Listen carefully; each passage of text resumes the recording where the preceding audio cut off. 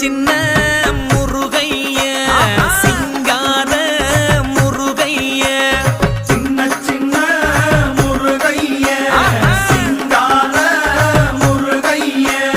கொஞ்சி கொஞ்சி தமிழ் பேசும் செந்தில் வடிவேலனவ